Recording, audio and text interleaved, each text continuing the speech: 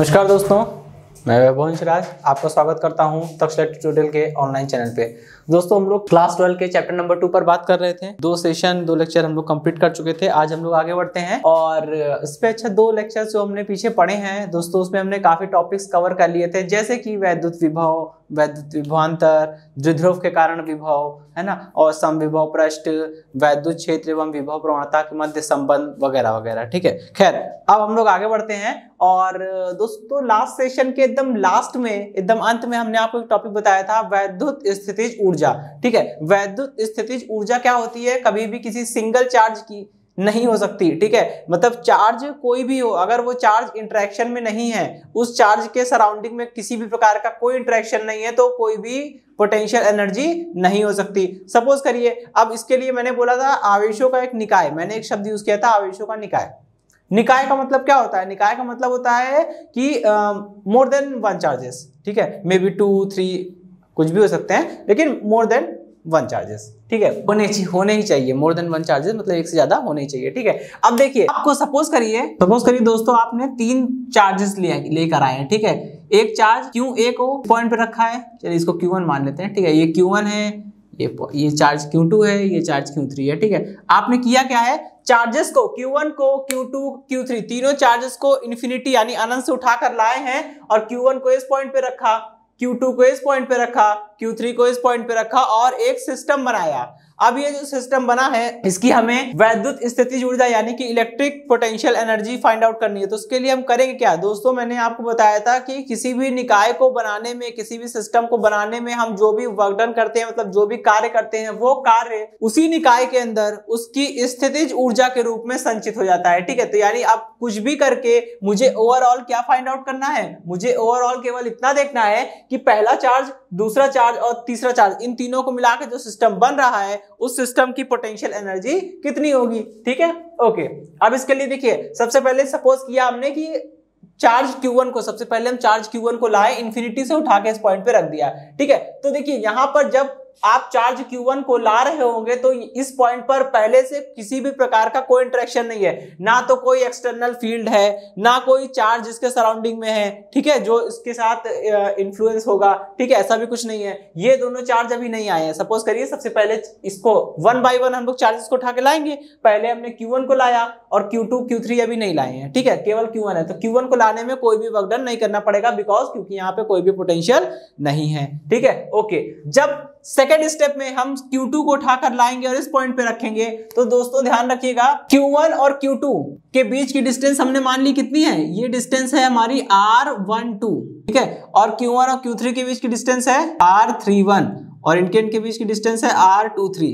ठीक है, ओके, इतनी बात समझ में आ गई। ठीक है, अच्छा तो देखिए जब आप Q1 को रखने बाद Q2 को उठा के यहाँ पे Q2 को ला के इस पॉइंट पे रखेंगे, तो जो सिस्टम बनेगा, ठीक है, इस सिस्टम की पोटेंशियल एनर्जी कितनी होगी भाई? आपको बताया था, अगर मान लीजिए 2 चार्जेस हैं, ये Q2 है, दोनों के बीच की डिस्टेंस कितनी है दोस्तों, R है, तो आप इलेक्ट्रोस्टैटिक पोटेंशियल एनर्जी निकालेंगे कितना का 1/4 pi epsilon not into Q1 Q2 divided by R। Simple, वही काम यहां करिए। देखिए Q1 और Q2, जैसे ही आप Q2 को लाएंगे एक सिस्टम बन जाएगा, 2 चार्जेस का एक सिस्टम बन जाएगा। ठीक है, तो Q1 और Q2 जो बन रहा है उसकी पोटेंशियल एनर्जी कितनी होगी 1/4 पाई एप्सिलॉन नॉट, और ये हो जाएगा Q1 first charge, Q2 that is second charge divided by distance R12। ठीक है, इतनी बात समझ में आ गई, गुड। अब जब लास्ट स्टेप में आप Q3 को लाएंगे तो दोस्तों ध्यान रखिएगा, अब 2 चार्जेस पहले से यहां मौजूद हैं और ये दोनों चार्जेस इस पॉइंट पे अपना अपना पोटेंशियल डेवलप करेंगे। ठीक, तो जैसे ही आप Q3 चार्ज को लाके यहां सिचुएट करेंगे, अब देखिए Q3 का कितने लोगों के साथ सिस्टम बन रहा है, Q3 का Q1 के साथ सिस्टम बनेगा, पेयरिंग होगी। ठीक है, और Q3 की Q2 के साथ भी पेयरिंग होगी। अब इसको लिखने का तरीका ये है, अभी पहले देखते हैं हम लोग Q1 और Q3 के बीच की पेयरिंग। जब Q1 और Q3 के बीच की पेयरिंग होगी तो कितना पोटेंशियल एनर्जी डेवलप होगी 1/4 पाई एप्सिलॉन नॉट, और Q1 Q2 होता है, Q1 Q2 का मतलब होता है सेकंड चार्ज, Q2 का मतलब हमेशा ये नहीं होगा, सेकंड चार्ज। ठीक है, तो ये first charge into second charge divided by distance between them. ठीक है, ये हो जाएगा R23। ओके, अब बात करते हैं हम लोग 2 और 3 की। ठीक है, ये Q2 और Q3 के बीच की जो कपलिंग है उसकी बात करते हैं। ठीक है, इसकी पोटेंशियल एनर्जी कितनी होगी 1/4 pi epsilon not first charge into second charge, that is Q2 by Q2 into Q3, ठीक है, डिवाइडेड बाई R23, R31 था ना, R23। ओके, अब देखिए इसमें क्या क्या कॉमन आ रहा है, 1/4 पाई एप्सिलॉन नॉट तो सबके पास है, ठीक है, कॉमन ले लीजिए, कितना हो जाएगा 1/4 पाई एप्सिलॉन नॉट, और ब्रैकेट में क्या बचेगा Q1 Q2 divided by R12 plus Q1 Q3 R31, ठीक है, प्लस Q2 Q3 अपॉन में R23, ठीक है। ओके, अब देखिए इसको आपको याद ना करना पड़े इसके लिए एक तरीका है, वो मैं आपको बताता हूं, ठीक है। चलिए इसके लिए एक तरीका है, सबसे पहले आप ये देखिए यहाँ तो केवल 3 चार्जेस है, अगर 3 से भी ज्यादा चार्जेस आपको मिलेंगे, क्वेश्चन ऐसा आएगा, मैं कराऊंगा, ठीक है, इस तरह क्वेश्चंस आते हैं। अब इसमें करना क्या होता है आपको दोस्तों, बस ये देखिए कि 2 यानी केवल दो चार्जेस के पेयर बनाइए, और ये देखिए कितने पेयर बन रहे हैं, ठीक है। देखिए यहाँ पे 3 चार्जेस है, और 3 चार्जेस के बीच में आप केवल दो चार्जेस को लेकर अगर पेयर बनाएंगे, टोटल 3 नंबर ऑफ पेयर्स बनेंगे। पहला Q1 Q2 का, दूसरा Q1 और Q3 का, तीसरा Q2 और Q3 का, ठीक है। तो सबसे पहले Q1 और Q2 का पेयर लेंगे तो पोटेंशियल एनर्जी कितनी हो जाएगी, 1/4 पाई सब में आएगा, बाहर निकाल देंगे। पहले Q1 Q2 अपॉन में बीच की डिस्टेंस R12, ठीक, फिर लगाएंगे प्लस। अब दूसरा पेयर बन रहा है Q1 और Q3 के बीच में, तो Q1 Q3 अपॉन में R31 इनके बीच की डिस्टेंस, ठीक है, दूसरा पेयर हो गया। तीसरा पेयर बन रहा है Q2 और Q3 के बीच में, तो Q2 Q3 अपॉन में R23, ठीक, ये टोटल पोटेंशियल एनर्जी आएगी। इसी तरह से चार्ज, अगर मान लीजिए 4 आवेश होंगे, 4 चार्जेस होंगे, तो 4 चार्जेस के बीच में दो का पेयर बनाएंगे, कितने पेयर बनेंगे, 6 पेयर बन जाएंगे, आप उसको देख लीजिएगा, ठीक है। ओके, अभी मैं इसको रफ करता हूं, ठीक है दोस्तों। अब इसमें देखिए हम लोग इस टॉपिक में पढ़ने क्या वाले हैं, पहले समझ लेते हैं इस हेडिंग का मतलब क्या है, ठीक है। ये हेडिंग में बोला जा रहा है कि बाह्य वैद्युत क्षेत्र में निकाय की स्थितिज ऊर्जा, आपको निकाय की स्थितिज ऊर्जा के बारे में तो पता ही होगा, ठीक है, बस। अब लेकिन यहां पे आगे एक शब्द जुड़ गया है, बाह्य वैद्युत क्षेत्र में, इसका मतलब क्या होता है, इसका मतलब यह है दोस्तों कि आप जहां भी निकाय को रखेंगे उस पूरे निकाय पर एक एक्सटर्नल फील्ड पहले से वहां पे मौजूद होगी, जो कि अभी तक हमारे केस में नहीं हुआ था। मैंने यहां भी जस्ट पहले 3 चार्जेस का एक सिस्टम बनाया था, उस 3 चार्जेस के सिस्टम पे कोई भी एक्सटर्नल फील्ड वर्क नहीं कर रही थी, ठीक है। लेकिन यहाँ पे देखिए क्या होने वाला है, यहाँ पे एक फील्ड पहले से मौजूद होगी, ठीक है। देखिए दोस्तों इस हेडिंग को हम लोग 2 मेजर सबहेड्स में पढ़ेंगे। पहला जो सबहेड है वो दोस्तों, अभी देखिए इसमें क्या बोल रहे हैं, यहाँ पे बाह्य वैद्युत क्षेत्र में एकल आवेश मतलब एक सिंगल चार्ज रखा होगा एक्सटर्नल फील्ड में, हमको बताना है कि उसकी एनर्जी कितनी होगी, उसकी पोटेंशियल एनर्जी क्या होगी, ठीक है। चलिए देखिए यहाँ बल रेखाएं समांतर हैं, समदूरस्थ है, मतलब एक समान वैद्युत क्षेत्र होगा, ठीक है। अब देखिए एक समान वैद्युत क्षेत्र का मतलब क्या होता है कि वैद्युत क्षेत्र जो है E वो क्या होगा दोस्तों, वो होगा कांस्टेंट, ठीक है, वो कांस्टेंट होगा। लेकिन इलेक्ट्रिक फील्ड कांस्टेंट होने का मतलब ये होता है केवल कि इलेक्ट्रिक फील्ड के अंदर कोई भी पॉइंट लेंगे, कहीं पर भी पॉइंट ले लीजिए, हर जगह इलेक्ट्रिक फील्ड की वैल्यू बराबर आएगी, बिल्कुल सेम आएगी।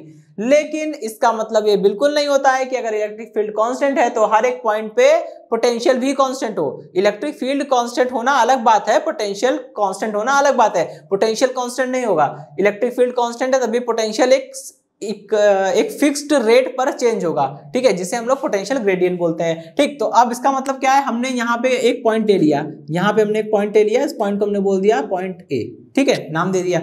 अब हम क्या करेंगे, एक दूसरे चार्ज को उठा कर लाएंगे, किसी चार्ज QA को उठा के लाएंगे और इस पॉइंट पर रख देंगे। जब आप इस चार्ज को इन्फिनिटी से उठाकर पॉइंट ए पर ला के रखेंगे तो इस प्रक्रिया में आपको टोटल कितना कार्य करना पड़ेगा भाई, आपने एक फॉर्मूला पढ़ा था कि W/Q is equal to V।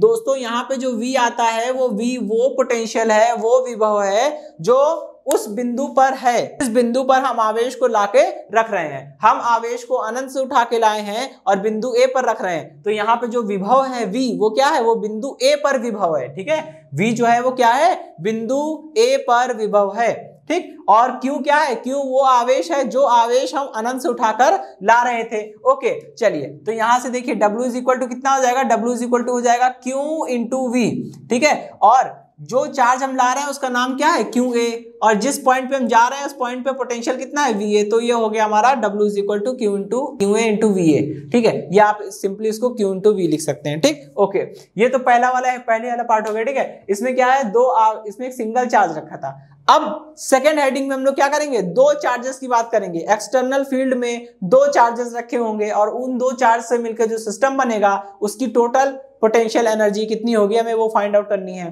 ठीक है, ध्यान रखिएगा दोस्तों, जब एक्सटर्नल फील्ड में दो चार्जेस सिचुएटेड होंगे तो वहां पे टोटल 3 टाइप के इंटरेक्शन होंगे। पहला इंटरेक्शन होगा इलेक्ट्रिक फील्ड और फर्स्ट चार्ज का, दूसरा इंटरेक्शन होगा इलेक्ट्रिक फील्ड और सेकंड चार्ज का, तीसरा इंटरेक्शन होगा वो दोनों चार्जेस का आपस में इंटरेक्शन। ठीक है, तो तीनों इंटरेक्शन को हम लोग ध्यान में रखेंगे क्योंकि यहाँ पे एक्सटर्नल फील्ड मौजूद है। अब देखिए सेकंड वाले पार्ट में बोल रहे हैं कि बाह्य वैद्युत क्षेत्र में दो आवेशों का एक निकाय रखा है, उसकी स्थिति जुड़ जाए, electric potential energy of a system of 2 charges in an external electric field. ठीक है, अब यहाँ पे क्या करेंगे, आप पहले तो फील्ड बना लीजिए। ठीक है, अब इसमें दोस्तों हमको 2 चार्जेस रखने हैं और जब 2 चार्जेस रखने हैं तो हम क्या करेंगे, हम वहां पे 2 पॉइंट लेंगे कम से कम। ठीक है, सपोज करिए ये हमारा पहला पॉइंट है, इसको हमने ए बोल दिया है। ठीक है, ये पहला पॉइंट है ए, इससे कुछ दूरी r दूरी पर दूसरा पॉइंट है बी। ठीक है, अब हमने किया क्या है, इन्फिनिटी से चार्ज QA को लाकर पॉइंट ए पर रखेंगे, इन्फिनिटी से चार्ज बी को लाकर पॉइंट बी पर रखेंगे और देखेंगे कि क्या कितना कैसे सिस्टम बन रहा है। ठीक है, देखिए अब यहाँ पे मैंने बोला था कि इलेक्ट्रिक फील्ड कांस्टेंट है, इसका मतलब ये नहीं है कि फील्ड के अंदर सभी पॉइंट्स पे पोटेंशियल भी कांस्टेंट होगा। ठीक है, इलेक्ट्रिक फील्ड कांस्टेंट होने का मतलब होता है केवल और केवल इलेक्ट्रिक फील्ड की वैल्यू हर पॉइंट पर कांस्टेंट या कॉमन रहेगी, लेकिन पोटेंशियल भी कांस्टेंट हो ऐसा नहीं होता, पोटेंशियल तो वेरी करेगा ही करेगा। ठीक है, अच्छा अब देखिए, क्योंकि अगर पोटेंशियल कांस्टेंट हो गया तो इलेक्ट्रिक फील्ड एग्जिस्ट नहीं करेगी, वो जीरो हो जाएगी। ठीक है, क्योंकि E = dV/dt, अगर V कांस्टेंट होगा तो कांस्टेंट का डिफरेंशिएशन जीरो होता है। ठीक, तो जीरो हो जाएगा। अब देखिए यहाँ पे इतनी बात समझ आ गई। अब देखिए यहाँ टोटल 3 टाइप के इंटरेक्शन होंगे। पहला इंटरेक्शन होगा एक्सटर्नल इलेक्ट्रिक फील्ड का, बाह्य वैद्युत क्षेत्र का आवेश QA के साथ। ठीक है, अगर मान लीजिए कि बिंदु A पर विभव कितना है, VA है, और बिंदु B पर विभव कितना है, VB है, तो बस अब पहले आप एक्सटर्नल इलेक्ट्रिक फील्ड का QA के साथ इंटरेक्शन देखिए कितना होगा। इनके इलेक्ट्रिक फील्ड और QA के बीच में जो इंटरेक्शन होगा उससे जो पोटेंशियल एनर्जी डेवलप होगी वो है QA × VA। ठीक है, और एक्सटर्नल इलेक्ट्रिक फील्ड का चार्ज QB के साथ जो इंटरेक्शन होगा, एक्सटर्नल इलेक्ट्रिक फील्ड का चार्ज QB के साथ जो इंटरेक्शन होगा उससे जो पोटेंशियल एनर्जी डेवलप होगी वो कितनी होगी, वो होगी QB VB। ओके, दोनों को ऐड कर दिया। ये पोटेंशियल एनर्जी इलेक्ट्रिक फील्ड और QA के बीच में इंटरेक्शन के कारण डेवलप हुई है। ये पोटेंशियल एनर्जी जो है QB × VB वो इलेक्ट्रिक फील्ड और चार्ज QB के बीच में जो इंटरेक्शन हो रहा है उसके कारण आई है। और तीसरे टाइप का इंटरेक्शन तो भी बचा है QA और QB के बीच में आपस में इनके बीच में जो इंटरेक्शन है उसके कारण जो पोटेंशियल एनर्जी निकलेगी वो भी तो हमें इंक्लूड करना है।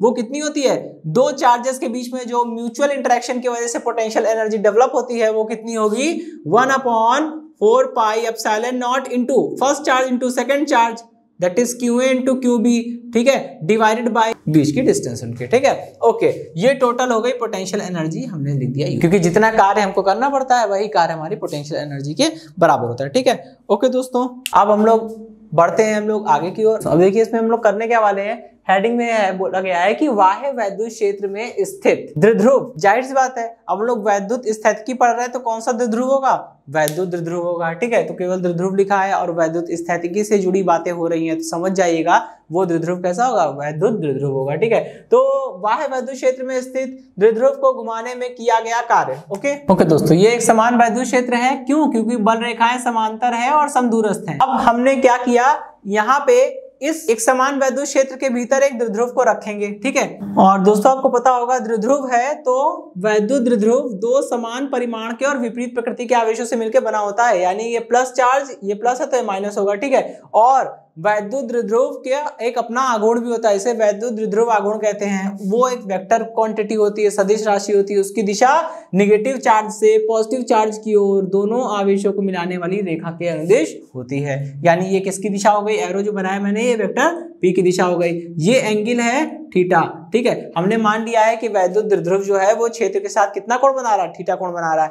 आपको दोस्तों पता है कि इसके चार्ज प्लस Q पर इधर की ओर एक बल लगेगा, कार्य करेगा F = Q × E, क्योंकि अगर किसी इलेक्ट्रिक फील्ड E में कोई चार्ज Q रखा हुआ है तो उस चार्ज पे लगने वाला बल F = Q × E होता है। सेम हेयर यहाँ भी ऐसा होगा। लेकिन आपको दोस्तों पता है प्लस चार्ज पे, पॉजिटिव चार्ज पे जो फोर्स लगता है वो इलेक्ट्रिक फील्ड की डायरेक्शन में लगता है, ठीक है। जबकि इसका रिवर्स, निगेटिव चार्ज पे जो फोर्स लगता है वो इलेक्ट्रिक फील्ड के अपोजिट डायरेक्शन में लगता है। देखिए इलेक्ट्रिक फील्ड है इस डायरेक्शन में तो फोर्स लग रहा है अपोजिट, ठीक है, फोर्स इधर की ओर है। ओके, अब देखिए ये दोनों फोर्स इक्वल है, मैग्नीट्यूड में इक्वल है, डायरेक्शन में अपोजिट है, दोनों के लाइन ऑफ एक्शन यानी कि क्रिया रेखाएं अलग अलग है, ये दोनों मिलके एक बल आघूर्ण का निर्माण करेंगे। और ये बल युग्म आघूर्ण जो है वो क्या करेगा, वो इस पे इधर की ओर फोर्स लग रहा है, इस पे इधर की ओर, ये इसको रोटेट करके बिल्कुल इसके इलेक्ट्रिक फील्ड की डायरेक्शन में अलाइन कर देगा। जब ये डाइपोल इलेक्ट्रिक फील्ड की डायरेक्शन में इंक्लाइंड हो जाएगा, ठीक है, तो ये एंगल थीटा घट के देखिए 0 हो जाएगा। जब ये ऐसे है तो एंगल थीटा ये ऐसे घूमने लगेगा धीमे धीमे और ये बिल्कुल समांतर हो जाएगा वैद्युत क्षेत्र की दिशा में हो जाएगा, तो थीटा इक्वल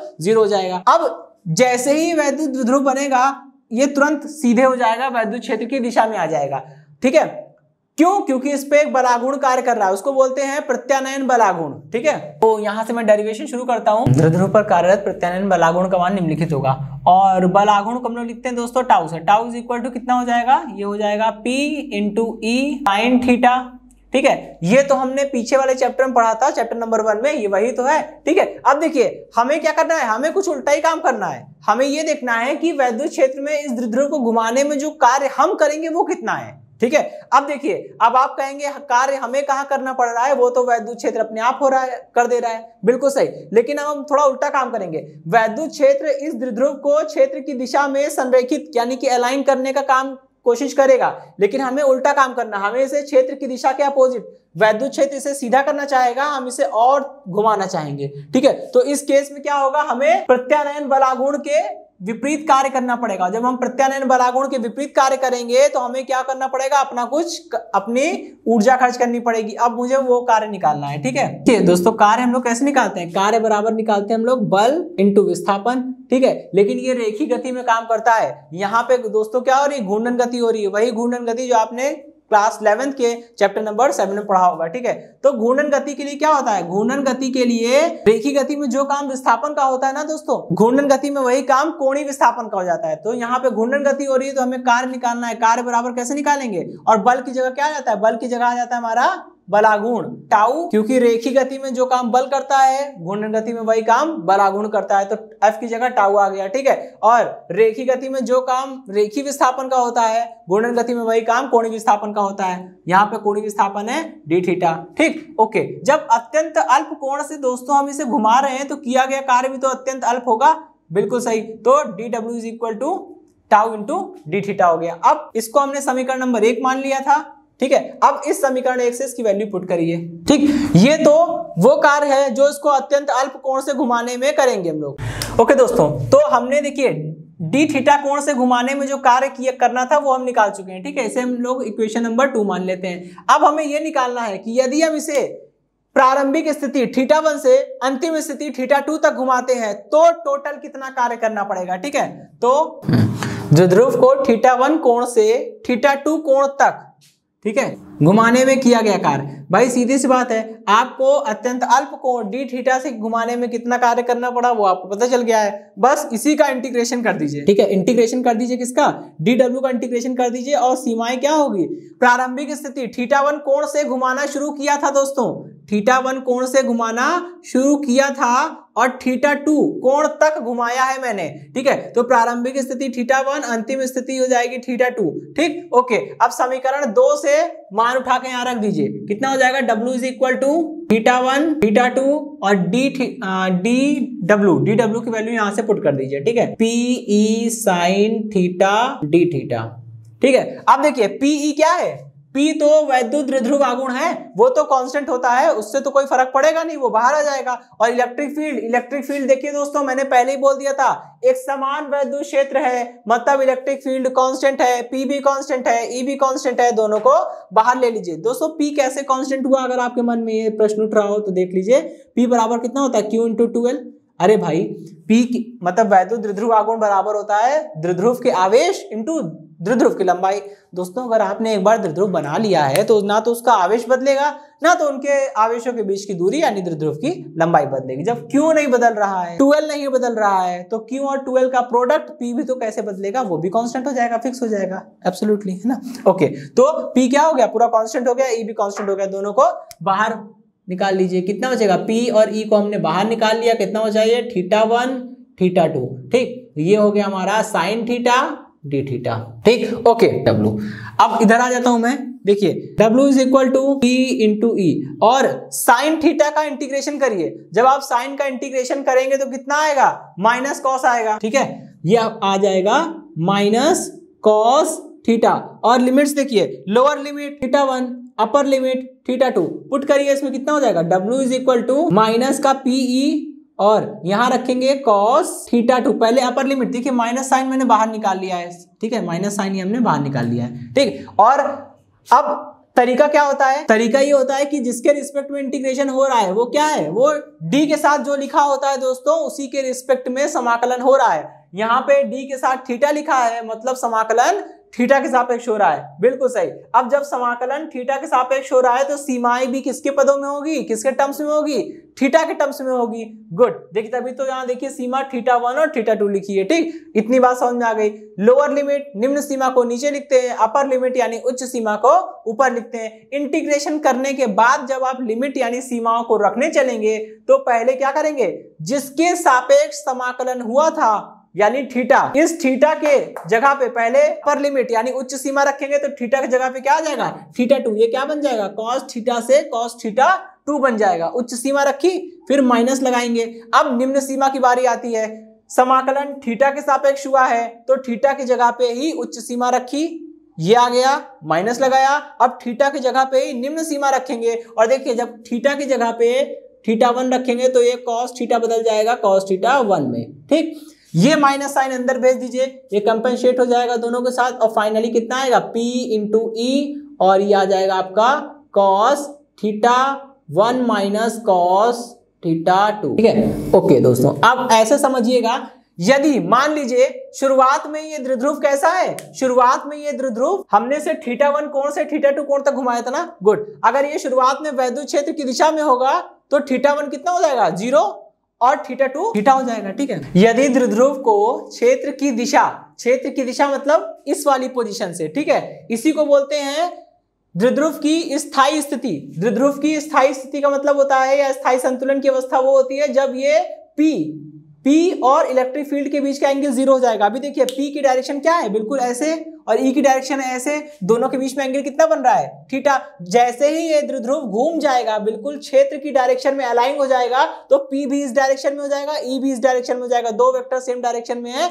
एंगल कितना हो जाएगा, 0। तो यदि द्विध्रुव को क्षेत्र की दिशा θ1 इक्वल 0 से किसी कोण θ2 इक्वल थीटा तक घुमाया जाए, तब इस प्रक्रिया में किया गया कुल कार्य बहुत सिंपल है, करना कुछ नहीं है, cos थीटा की जगह cos θ1 की जगह पे रखेंगे cos 0, ठीक है। ये आ जाएगा W इक्वल P इंटू ई, ब्रैकेट में cos θ1 था, θ1 की जगह रखेंगे 0, तो कितना हो जाएगा cos 0 माइनस, अच्छा दो थीटा थे तो θ1 θ2, अब सिंगल थीटा है तो क्या θ1 क्या θ2, इसलिए केवल थीटा कर दिया, ठीक है। cos θ2 की जगह पे थीटा पुट कर, cos थीटा, ठीक है। cos 0 1 हो जाएगा, और ये simply W equal PE 1 minus cos theta, ठीक है। ये जनरल केस है, ये स्पेशल केस है, ठीक है। आप इसको लेकर चलिएगा, इसको दिमाग में रखिएगा, इसको याद करिएगा तो कोई दिक्कत नहीं होगी, ठीक है दोस्तों। ओके दोस्तों, तो आज के सेशन में रखते हैं हम लोग इतना ही, मिलते हैं हम लोग नेक्स्ट सेशन में, धन्यवाद।